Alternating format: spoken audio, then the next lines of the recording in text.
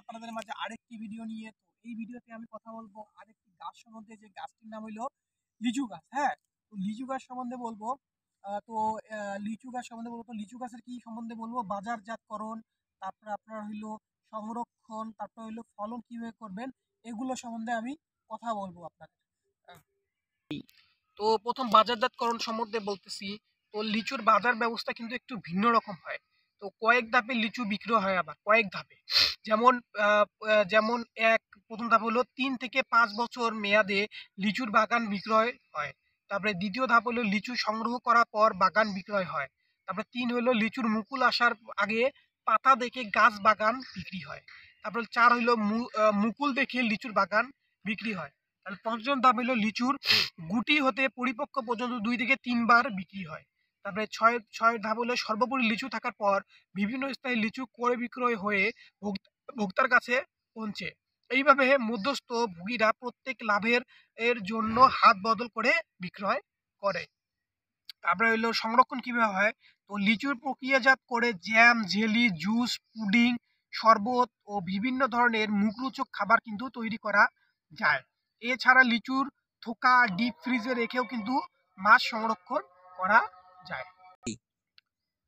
তো এইটাই হলো আপনার, এখন বলতেছি আপনি হইলো আপনারা ফলন কিভাবে করবেন। হ্যাঁ, তো লিচুর গড় ফলন হেক্টর প্রতি 12.4 মেট্রিক টন, তবে উত্তম পর্যায়ে লিচুর ফলন 22 মেট্রিক টন পর্যন্ত হতে পারে, যা পাবনা সদর উপজেলায় দাপুনিয়া ইউনিয়নের চর সাহাদিয়া গ্রামের 25 জন কৃষানীর মাঝে জরিপ করে কিন্তু পাওয়া যায় এইটা।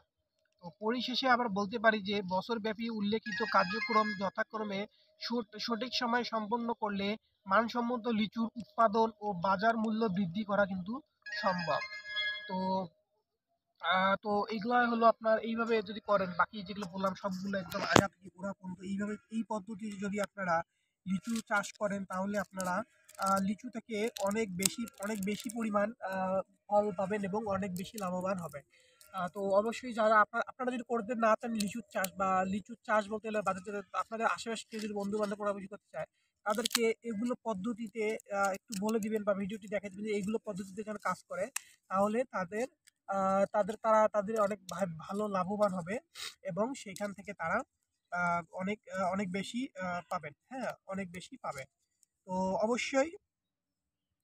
অবশ্যই কেমন লাগবে ভিডিওতে অবশ্যই জানাবেন, এবং আপনাদের বাসায় যদি কোনো প্রকার লিচু থাকে এবং সেটা আপনারা কিভাবে দেখভাল করছেন বা কিভাবে প্রথম থেকে লাগাইছেন, সেটা অবশ্যই আমাদের জানাবেন।